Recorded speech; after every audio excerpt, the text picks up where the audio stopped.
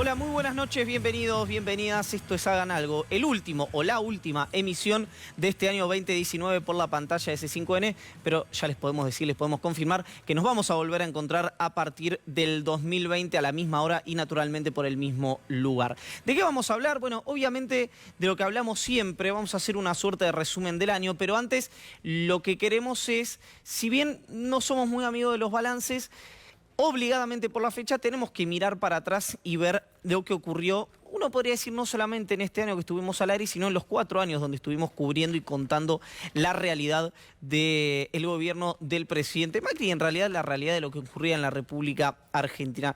Uno tiene que partir de una premisa que con la cual hemos insistido durante un buen tiempo o durante varias ocasiones, que es que si no hubiera habido tantos errores por parte del gobierno de Mauricio Macri, difícilmente se hubieran llevado adelante los acontecimientos de la manera que se llevaron adelante. Es decir, esta multicausalidad que se termina edificando en un triunfo del peronismo arranca con muchísimos errores concatenados y con un pecado original de la administración del expresidente Macri. La primera, y esto es absolutamente arbitrario, como cada comentario editorial seguramente, tiene que ver con las medidas económicas. Uno podría decir que el gobierno arranca con un congelamiento de la economía, con una economía muy pero muy pisada, y aún así nunca termina de restituir la confianza de los mercados, que era lo que quería Macri en su plan original. Subieron la tasa a niveles altísimos y sin precedentes, congelaron la base monetaria y aún así la inflación termina con un número que ronda el 50%. Sin ir más lejos, y como un asterisco de todo esto, con un cepo brutal de $200 por cabeza.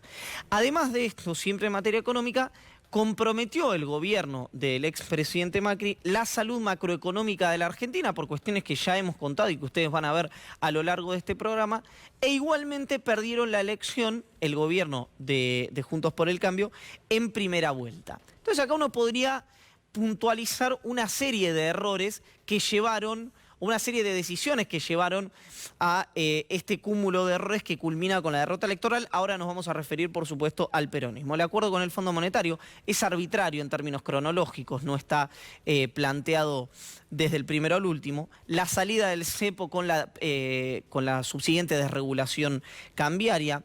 El ajuste a los jubilados en el 2017, no por el hecho en sí, sino porque fue inmediatamente después de la elección. Y lo que ocurrió en ese momento fue que la sociedad, lesionada en su economía por las medidas de los primeros 2 años, le había igualmente dado un voto de confianza al expresidente de la República y la primera medida fue manotear, dicho incluso por el ex senador Miguel Ángel Pichetto, esos 100.000 millones para dárselos a la provincia de Buenos Aires, lo que culminó con todo lo que ustedes recuerdan aquel diciembre en las afueras del Congreso de la Nación. Aquel fin de semana en Olivos, no sé si recuerdan lo que pasó, pero hubo un fin de semana en Olivos donde se le demandaba una señal política a Mauricio Macri, donde se le demandaba un cambio de gabinete y fundamentalmente se le pedía la salida del jefe de gabinete Marcos Peña. Hubo muchas idas y vueltas en ese fin de semana en Olivos, gente que entraba, gente que salía, gente que entraba como ministro y se iba como desempleado, gente que entraba como desempleado y se iba como ministro, y gente que entraba como desempleado y se iba como desempleado. Hubo de todo. En aquel momento, el factotum de esa reunión era el pedido del ala política del apartamiento y el círculo rojo y el sistema de Marcos Peña, cosa que el presidente terminó rechazando y lo que hizo fue degradar una serie de ministerios a secretarías, cortar mínimamente el gasto, lo que llaman, a mi criterio erróneamente, el gasto político y algunas cuestiones más de orden cosmética. Este es el punto de vista de lo que ocurrió con Juntos por el Cambio. Pero uno puede ver, obviamente, en la unidad del peronismo con la incubación del triunfo de Alberto Ángel Fernández en primera vuelta. ¿Cuándo se empieza a incubar esto? Otra vez, absolutamente arbitrario, en las elecciones desde el 2017, en la derrota de Cristina Fernández de Kirchner ante Esteban Bullrich o María Eugenia Vidal, como ustedes lo quieran plantear, en la provincia de Buenos Aires. ¿Por qué? Bueno, porque en aquella derrota se juega la interna del peronismo.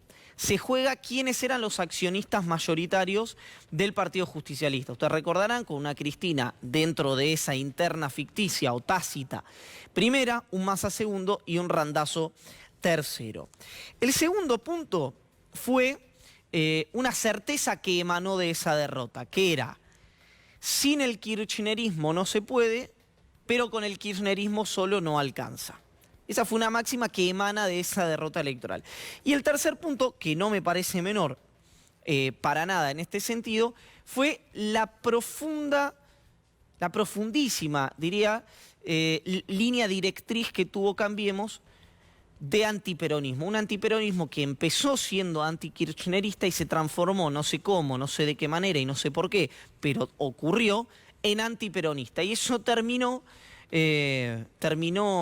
cohesionando a la estructura del Partido Justicialista y sus satélites en lo que después terminó siendo el Frente con Todos. El es con todos, de alguna manera, es el subtexto de: sin el kirchnerismo no alcanza, pero con el kirchnerismo solo no se puede. ¿Cuáles fueron los hechos que terminaron diagramando el triunfo de Alberto Fernández? Bueno, claramente el factor central de esto fue la jugada de Cristina Fernández de Kirchner, reconocida desde propios hasta extraños, como lo reconoció hace una semana nada más el candidato a vicepresidente de Juntos por el Cambio, Miguel Ángel Pichetto. ¿Por qué?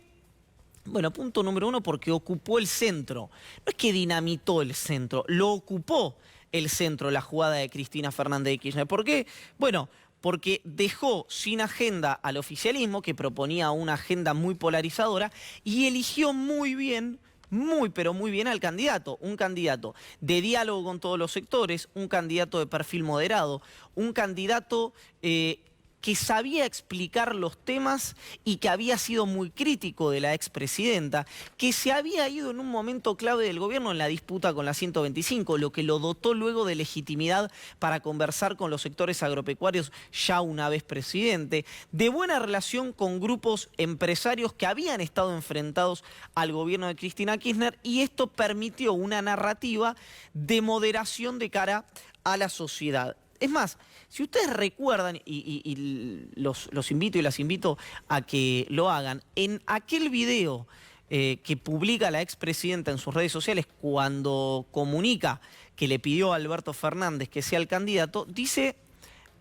no dice ella algo, pero nos dice a nosotros que es: difícilmente nos olvidemos, no importa si usted votó o no votó a la expresidenta, digo, difícilmente si vio el video se olvide dónde estaba y qué estaba haciendo cuando vio ese video, porque ahí lo que había un renunciamiento de la figura central de el sol, que es Cristina Kirchner, de la política argentina. Todo gira alrededor de Cristina Kirchner, hay cristinocentrismo total, por lo menos hasta ese momento. ¿Y qué dice ahí la expresidenta? La coalición de gobierno tiene que ser más amplia que la coalición electoral, que es algo que después decide que ocurra, uno seguramente conversado con la expresidenta, pero toma la decisión que ocurra Alberto Fernández, con la incorporación de, por ejemplo, figuras del entorno de Roberto Lavagna al gabinete, como Urbeiti en la CNB, Zenón Biagoy en el Banco Central, Rodolfo Gil en la Embajada de Portugal, o cualquier otro que usted diga, y la posibilidad certera de el mismo Lavagna en el Consejo Económico y Social. ¿Dónde se inicia entonces esta narrativa? Ya realidad efectiva, dirían los peronistas enrolados en el gobierno de Alberto Fernández, en el discurso frente a la Asamblea Legislativa. Ahí es cuando Alberto Fernández plantea las directrices de su gobierno. Le diría sin temor a equivocarme, después hay que ver si honra a Alberto Fernández esto en su gestión de gobierno, pero que fue el mejor discurso de la apertura de la Asamblea Legislativa, por lo menos del 83 a la fecha. No solamente por lo que se ha dicho, sino por algunos intentos democratizadores que no alcanzó la Argentina del 83 para acá y que los propuso Alberto Fernández. Por ejemplo, lo que Bobbio llamaba el sotogoberno, que lo podríamos traducir en este caso en jueces, policías o fuerzas de seguridad y servicios de inteligencia. Que claro, por supuesto, no significa que toda la justicia, toda la policía y todos los servicios de inteligencia sean plausibles de una reforma o permeables a la comisión de un delito, sino que muchos de esos factores juntos durante mucho tiempo han hecho mucho ruido en la República Argentina. Entonces, el nunca más tiene ese significado, el significado democratizador, el significado del consenso alfonsinista, pero también tiene otro significado muy importante, que es nunca más, o basta, podríamos decir, de utilizar a la justicia como herramienta de competencia electoral. Porque alguno del otro lado dirá, pero bueno, si causas judiciales, allanamientos, imputaciones, pedidos de indagatoria, procesamientos, hubo en todos los gobiernos, sí. Pero el gobierno de Mauricio Macri cruzó una línea que no se debería haber cruzado en la Argentina y que nunca nadie había cruzado en la Argentina, que era utilizar, armar una mesa judicial para que esa mesa judicial sea el brazo operativo de borrar de la competencia electoral a adversarios políticos. Algo que está pasando en otras democracias y en otras no democracias de América Latina. En el Brasil de Temer anteriormente o de Bolsonaro al día de hoy, en el Ecuador de Lenín Moreno, en la Bolivia de Yanin Áñez, en la Venezuela de Nicolás Maduro. Bueno, por lo pronto son algunos de esos países que están dirimiendo con prisión a rivales políticos las cuestiones que deberían dirimirse en el orden público, que deberían dirimirse en las arenas de la democracia. Entonces, de alguna manera, ese discurso que plantea Alberto Fernández, donde además anticipa de alguna manera algo que después yo creo que acá hay algo que claramente ha fallado en el gobierno en los primeros días, porque si el gobierno tiene un presidente que tiene mucha llegada a la gente y que sabe explicar los temas, y un ministro de Economía, estoy hablando de estas dos figuras porque son el presidente naturalmente en orden jerárquico porque es la figura más importante, y el ministro de Economía porque es quien enfrenta la realidad más acuciante producto de la herencia del expresidente Macri.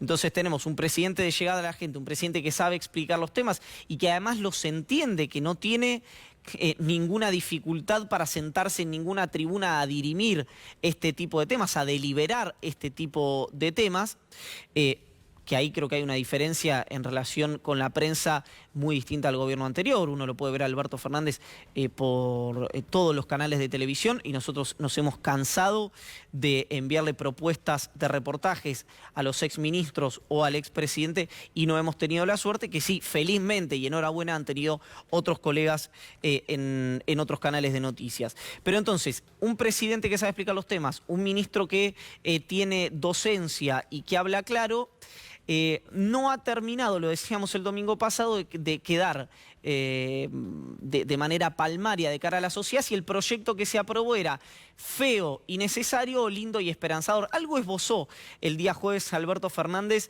sobre este tema, cuyo subtexto era: no es el proyecto que hubiéramos querido hacer si no hubiéramos recibido la situación económica que recibimos. Son las bases para ordenar la economía y a partir de acá tratar de generar las condiciones para el crecimiento de la economía, del empleo y del desarrollo. Este era el subtexto. Por supuesto, esta es arbitrariamente mi lectura de lo que dijo el presidente de la República. Entonces, uno puede decir que Argentina enfrenta un panorama difícil, pero desde los bonistas a la CGT, desde el Fondo Monetario a el Triunvirato de San Cayetano, sostienen que son las medidas correctas. No correctas porque son las que quieren, correctas porque son las necesarias. Digamos, si desde un expresidente del Banco Central de Juntos por el Cambio, hasta un banquero, hasta el titular de la CGT, plantean que, bueno, no estoy conforme porque no me conviene, pero es lo que necesita la Argentina para tomar el toro por las astas, significa que por lo menos el periodo de gracia que no le dio el sistema a Alberto Fernández, sí se lo está dando de alguna manera los tomadores de decisiones o los líderes de opinión pública, que por ahí no salen en la televisión, pero que sí se escuchan y mucho en los lugares de poder. Entonces, como para cerrar, me parece que es un gobierno mirando acá para adelante. No podemos decir mucho sobre el gobierno de Alberto Fernández todavía. Sí que ha dado un giro bastante pronunciado al gobierno del presidente Macri, pero que ha decidido enfrentar los problemas y no ignorarlos o rolovearlos o patearlos para adelante o esconderlos debajo de la alfombra. Pero tampoco es para ilusionarse la cosa. Imagínense cómo estará la situación en la Argentina, que la mejor síntesis política la hizo un economista, ¿no? Miren cómo estará la cosa, que fue Emanuel Álvarez Agis, que en un reportaje radial hace algunos días dijo: si todo sale bien, el 2020 va a ser un año de mierda. Esa es la situación que enfrentamos, amigos y amigas, en la República Argentina. Es la situación en realidad que enfrenta el gobierno de Alberto Fernández. Lo hemos narrado muchísimo, se los hemos contado muchísimo, por eso nos hemos transformado en un programa líder durante todo este año y se los queremos agradecer.